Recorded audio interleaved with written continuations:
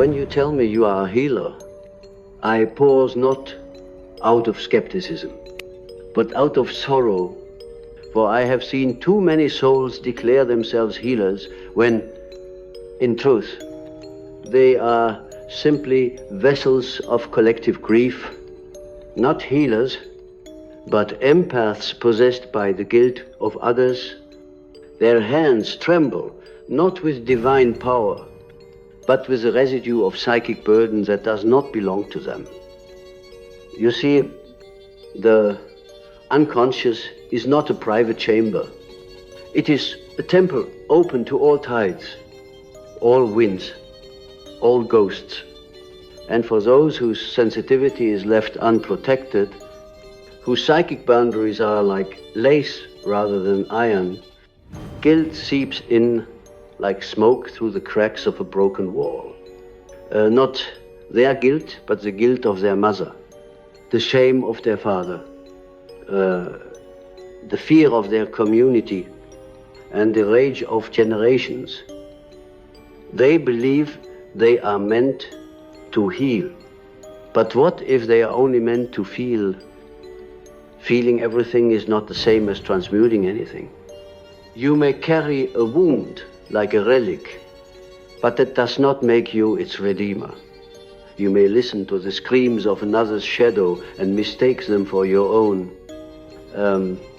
And in doing so, you take their ghosts into your bed and call it love. You hold their shame in your bones and call it purpose. This is the first deception of the empath, believing that because you feel the wound, you are called to heal the wound. But to feel is not to understand. To be invaded by another's emotion is not the same as being chosen to sanctify it. You must ask, is this emotion truly mine, or am I merely the psychic landfill of my environment? I once dreamt of a house with no doors. The walls were transparent and trembling. Wind moved through it as if it did not exist. Inside this house stood a young woman, her skin covered in ink, ancient symbols tattooed across her chest and shoulders. She wept, not because she was in pain, but because she could not tell which pain was hers and which was inherited. Every passerby walked through her, left a piece of their grief behind, and kept walking. She mistook this haunting for holiness. That dream was not about her, it was about you. The unconscious knows when a psyche is unguarded. Archetypes swarm like bees toward nectar. The martyr archetype, the one who believes their suffering is salvific, is especially seductive to the empath. It whispers, if you carry enough pain, you will finally be worthy. And so you begin to accumulate sorrow, the way a dragon accumulates gold, mistaking, hoarding for healing. But sorrow untransformed becomes possession. Jungian possession does not mean demonic occupation in the mythic sense, but a psychological hijacking by an archetypal force. When the empath becomes possessed, they are no longer themselves. They are guilt walking in skin. They are shame with a human name. What we call healing is often codependence adorned in spiritual robes. You do not heal the wounded by bleeding alongside them. You do not serve the suffering by drowning in their ocean. This is not compassion, it is collapse. And yet, because it feels like love, you continue. But love, true love, is not identification. It is distinction. It is the clarity of knowing where you end and another begins. Without this boundary, the empath becomes the archetypal scapegoat, the one who absorbs guilt for the collective but never metabolizes it. You walk through life wearing the sins of others like a second skin. You wonder why you are exhausted, anxious, unable to breathe in rooms that carry history. Because your body is not yours. It is a shrine for ancestral mourning. The unconscious uses the empath as a conduit, not because the empath is chosen, but because the empath is open. And unless you learn to close the gates, unless you learn to say no to the tides of pain that are not yours, you will die a martyr of meaninglessness. Let me tell you something that may unsettle you. Not every pain you feel deserves your attention. Not every ache in your chest is a divine assignment. The unconscious tests you by giving you access to feeling, but access is not permission. You must discern whether what you feel is yours to transmute or simply yours to witness and release. The problem, my dear listener, is that you have confused being a sponge with being a sacred vessel. You absorb, yes, but what do you do with what you absorb? Do you digest it into wisdom? Or do you let it rot in the corners of your psyche until it manifests as disease, depression, dread? Many of you come to me and say, I don't know why, I feel so heavy. And I look at you and I see the father you try to heal, the mother whose guilt you made your own, the friend you silently forgave without understanding why their pain lived in your bones. You have become a cemetery for unprocessed emotion. And cemeteries are not made for the living. In one of my journals, I wrote, one does not become enlightened by imagining figures of light, but by making the darkness conscious. The empath believes that because they feel deeply, they are enlightened. But feeling is not consciousness. Feeling without awareness is chaos. You must make your darkness conscious. You must see the parts of you that are addicted to pain, because pain makes you feel useful. You must interrogate the part of you that needs to suffer in order to feel seen. This is not love. This is spiritual masochism disguised as destiny. And now we must descend deeper, for guilt is not just an emotion, it is an energy. And energy, as you well know, seeks embodiment. It looks for form, it looks for a host. The empath becomes that host when they are unaware of their psychic permeability. You do not need to invite guilt in. It senses your softness, your ache for purpose, and it enters unannounced. It wears the mask of compassion. But guilt that is not yours will poison you. It will distort your intuition. It will make you mistrust your joy. It will make you sabotage love, because somewhere inside, if you believe you are only holy when you suffer, you have spiritualized your trauma. You have made your wounds into altars. This is not healing. This is identity theft of the soul. I do not ask you to stop feeling. I would never ask that of you. Feeling is the language of the unconscious. But I ask you to become fluent in that language, not enslaved by it. Learn to distinguish between your pain and the pain you inherited. Learn to ask with fierce compassion, whose guilt is this? Truly, until you do, you will continue to play the role of healer while secretly bleeding from unseen wounds. You will continue to speak light while being possessed by shadows that do not belong to you. And the great tragedy, no one will see your suffering because you have made it look so sacred. I want you to understand that the archetype of the wounded healer is not a destiny, it is a threshold. The shaman is not one who suffers for the tribe. The shaman is one who descends into suffering, wrestles the dragon of projection, reclaims their soul, and returns not to carry the pain, but to translate it into meaning. You are not meant to hold everyone's grief in your nervous system. You are meant to transmute what is yours and only yours. Anything beyond that is psychic trespassing. Let this be your awakening. You are not a healer by default. You are an empath who must learn boundaries.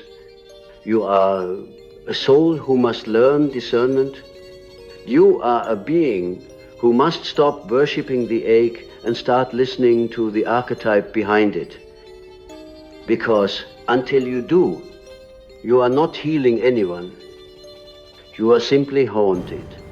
And now, let us turn toward the ancient rivers, the ones that flow not in geography, but in the interior continent of the psyche.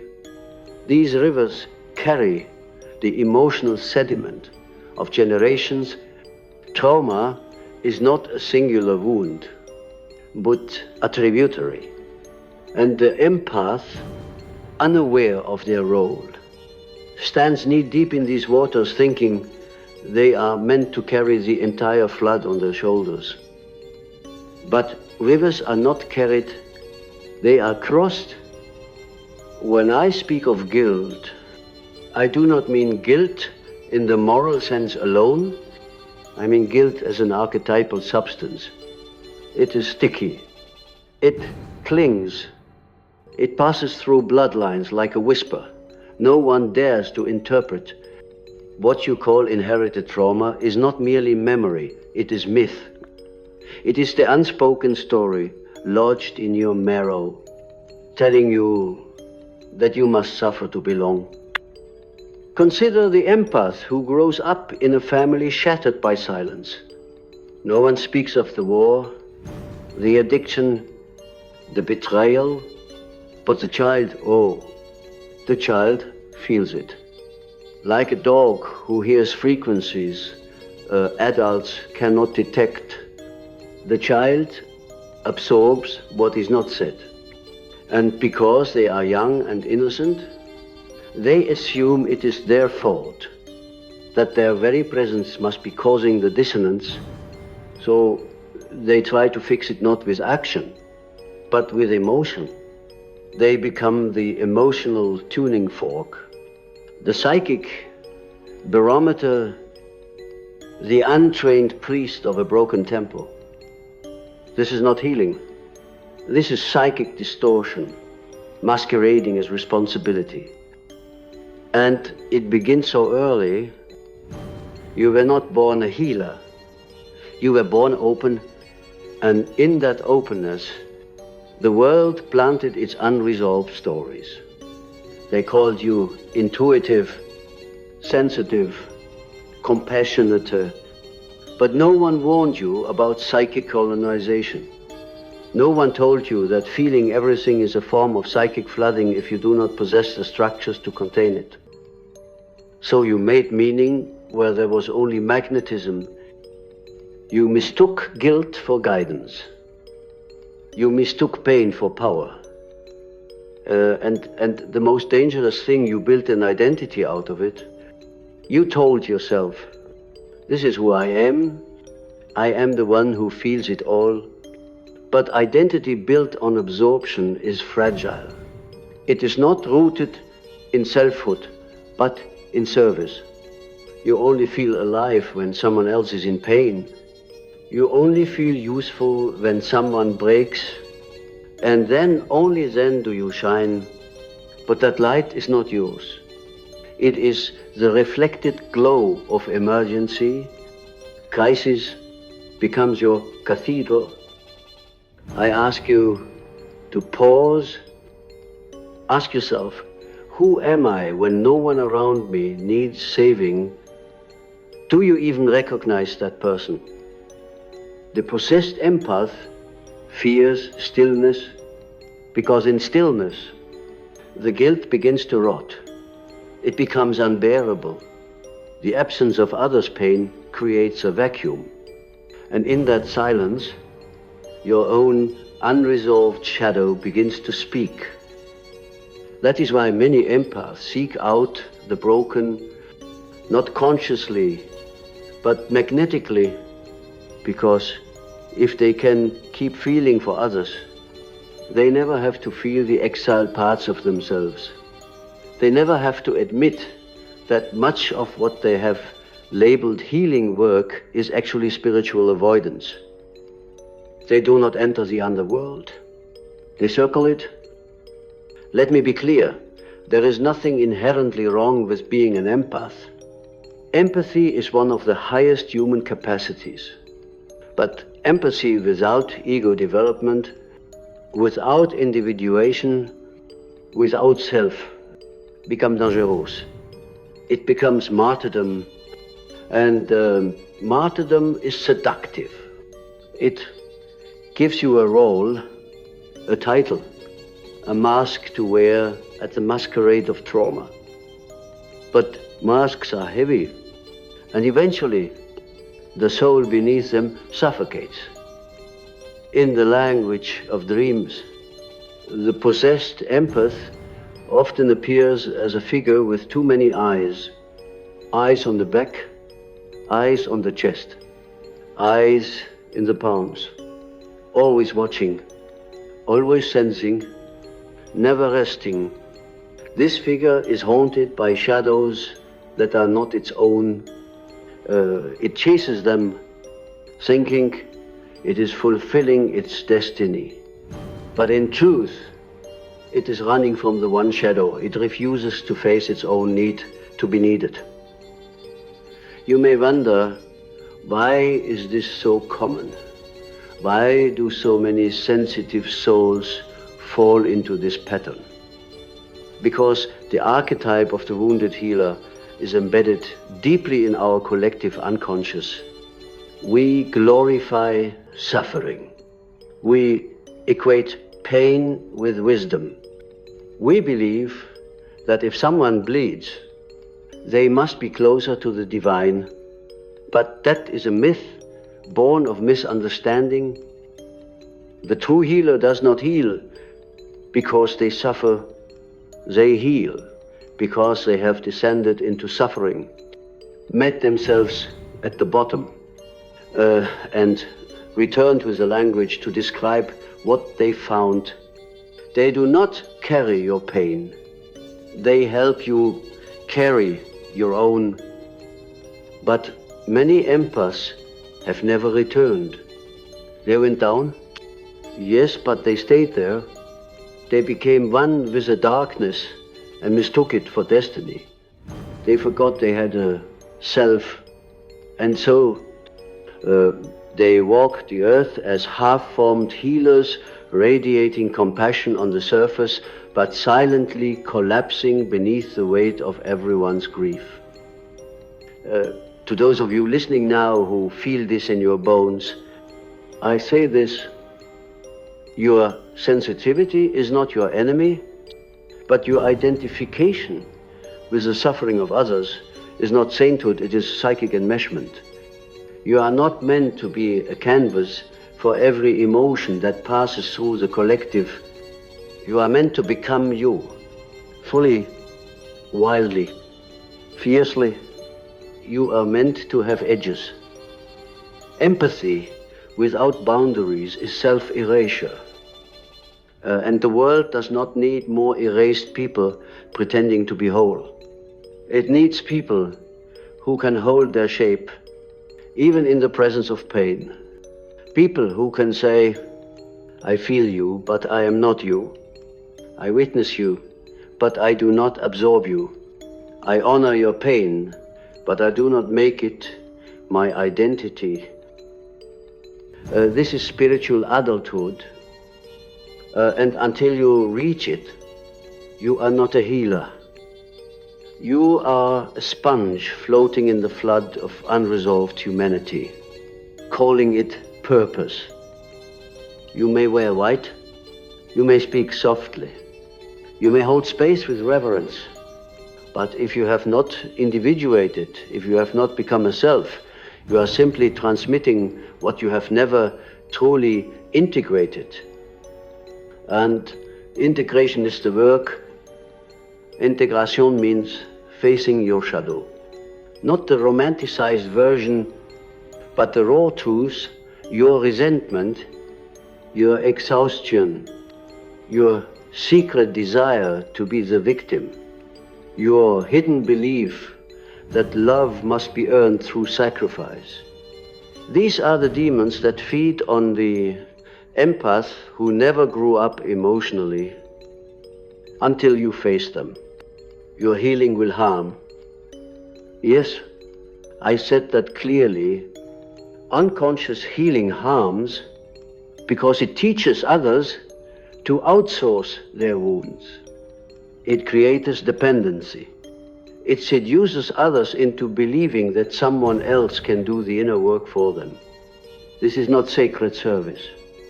It is psychic codependence dressed in spiritual glamour. You must stop. You must choose a different path, one of fire, of transformation, of discomfort. You must begin to ask, every time you feel an emotion, is this mine? You must learn to let other people suffer without rescuing them. You must allow yourself to feel joy without guilt. You must reclaim yourself not as a wall, but as a lighthouse.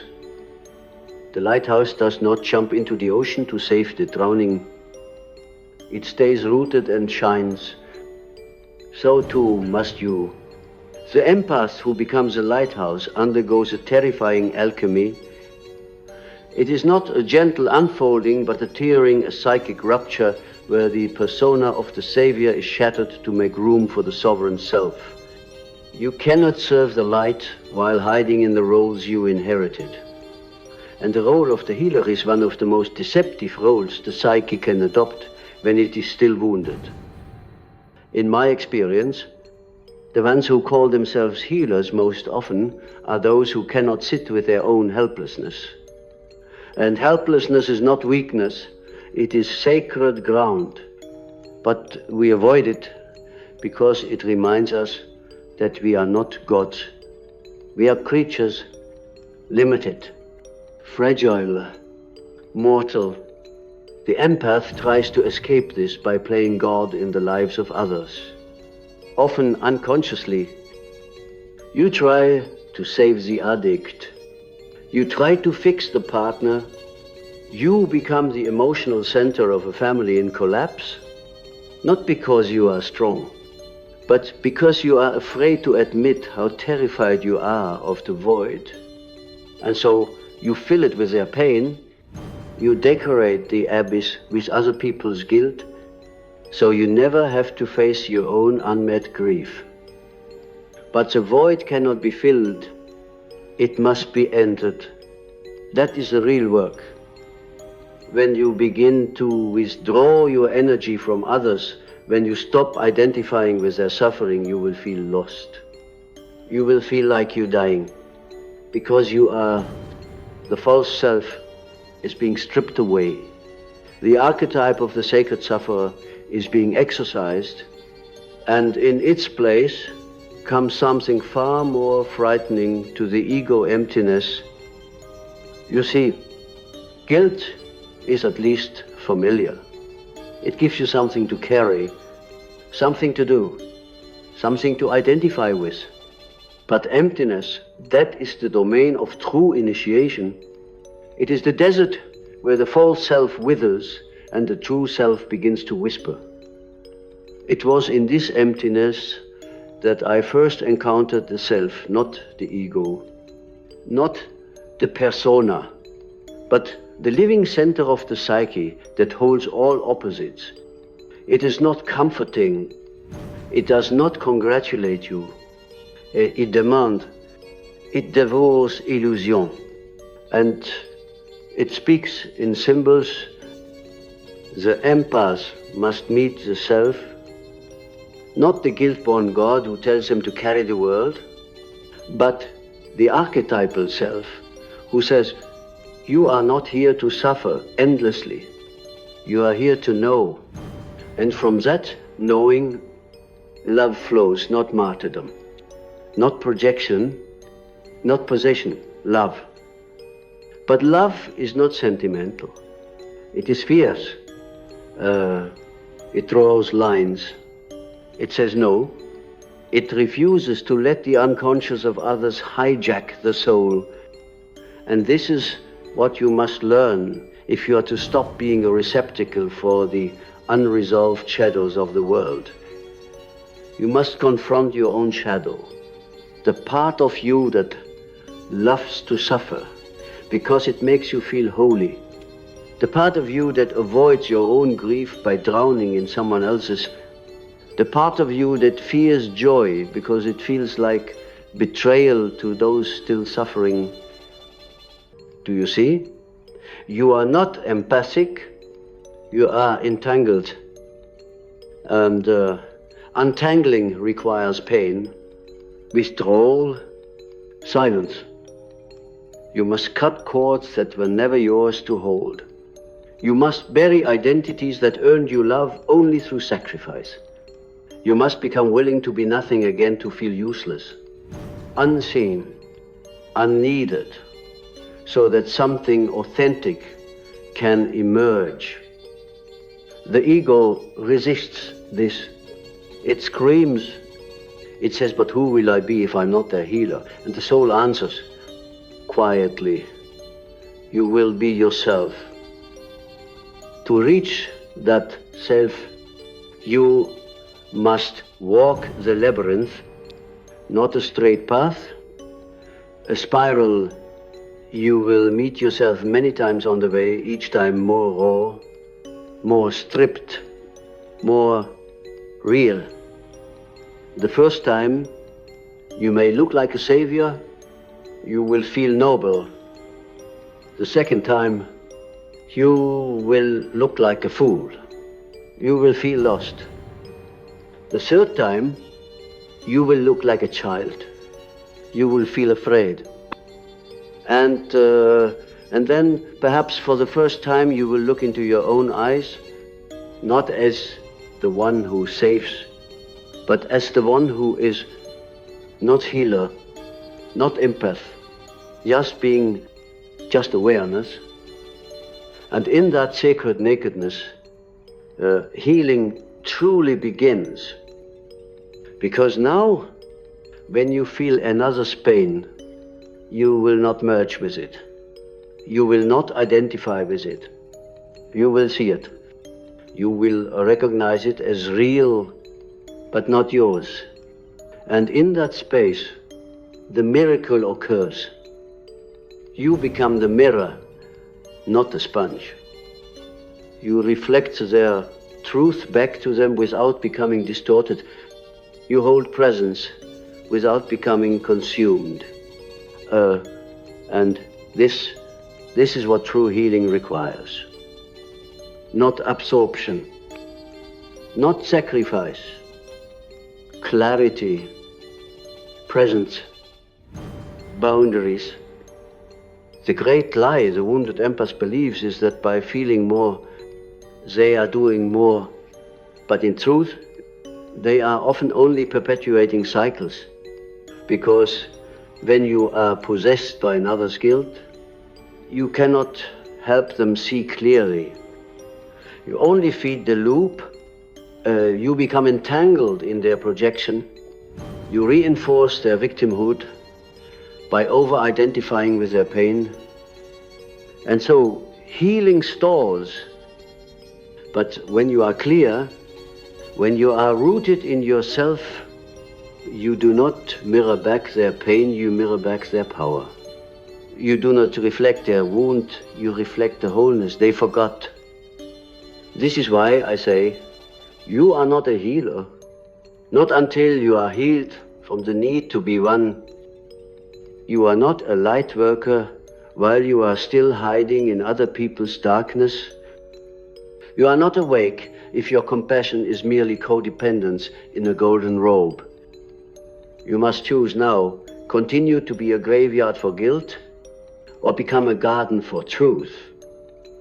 The path of individuation requires this choice, not once, repeatedly, in every interaction, every feeling, every I don't know why I'm feeling this way moment.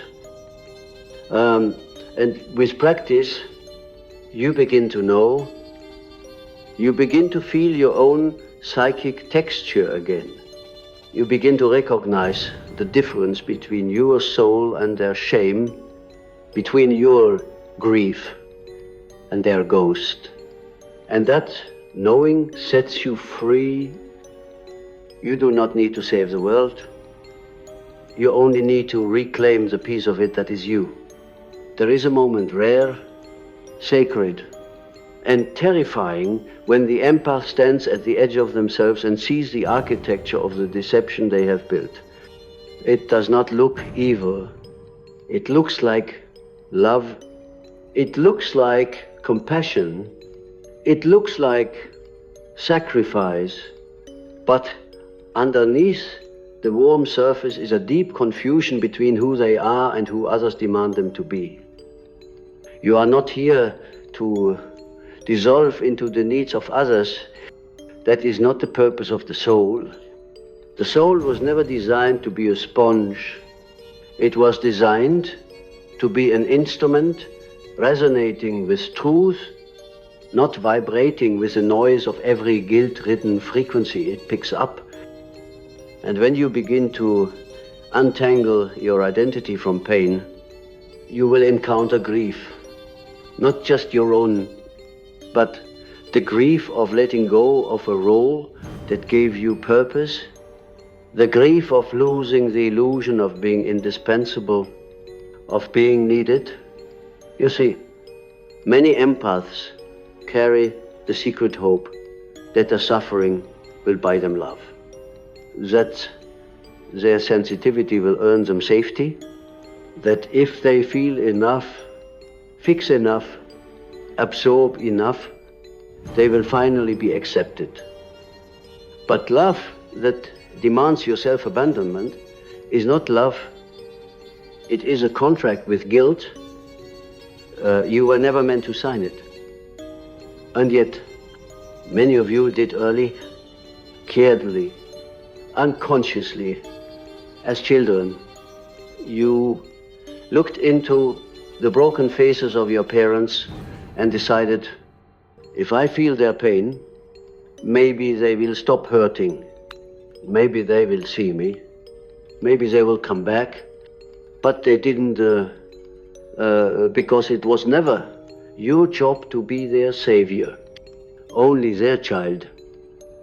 This imprint runs deep, and as you grow, you keep seeking people to rescue.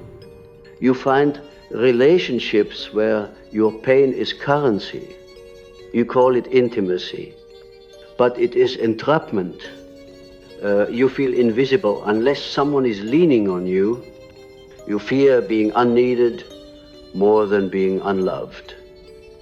This is the wound beneath the wound. This is the guilt that possesses, and it must be seen, not judged, not scolded, but seen in shadow work. We do not banish the parts of us that are twisted, we bring them to light. The need to save everyone is not evil. It is wounded love. The compulsion to heal what is not yours is not a flaw. It is misdirected empathy searching for form. But it must be integrated, or else it will consume you. Because when guilt is not seen, it becomes identity. And when your identity is built on absorbing the emotions of others, you lose your sovereignty. You forget that you are not a hallway for every traveler to pass through. You are a temple. And temples have walls, they have thresholds, they have sanctity. You must reclaim yours.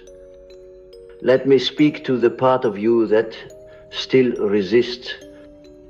The part that whispers, but if I stop helping, who will I be? You will be free. You will be terrifyingly, gloriously, uncertain yourself. And yes, people will resist this.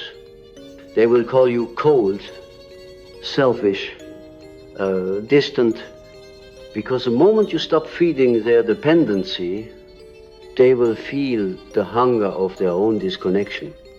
And rather than face it, they may blame you for it. Do not let that break you. Let it refine you. Because real healing, true, a grounded, sovereign healing does not make people need you. It reminds them that they need themselves. You are not here to carry what is not yours. You are not here to house what will not serve. You are not here to baptize yourself in the guilt of others so they may feel clean. That is not healing.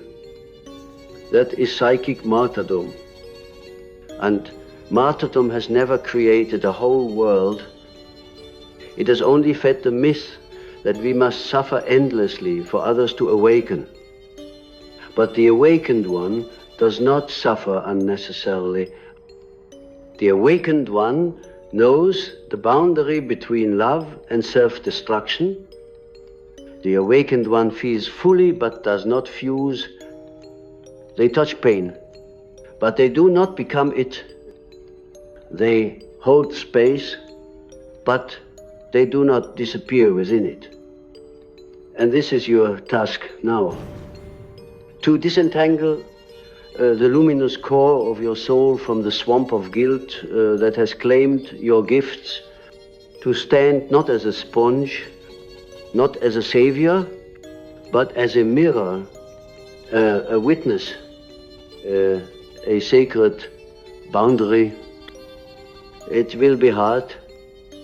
You will tremble, because the guilt will rise as you begin to withdraw. It will tell you that you're abandoning them. It will scream that you are selfish. It will bring up every memory of being told you were too much, too distant, too empty. But you must stand still. You must remember that guilt is not always the voice of truth. Sometimes it is the echo of control. Sometimes it is the ghost of the identity that only knew how to serve. And sometimes, most heartbreakingly, it is the voice of a child who never learned how to exist without proving their worth. That child must be held, not by others, by you. Only then can the empath become whole. Only then can the healer become sovereign. Only then can the guilt be exorcised, not as a demon, but as a misunderstood fragment of selfhood, longing to come home. So breathe, feel, but do not absorb, witness, but do not merge. Love, but do not vanish. You are allowed to have a self. You are allowed to be whole. You are allowed to put down what never belonged to you. And when you do, you will begin to remember you were never a healer because you felt more than others. You were a healer the moment you stopped pleading for them and started guiding them back to their own power. Not by saving but by being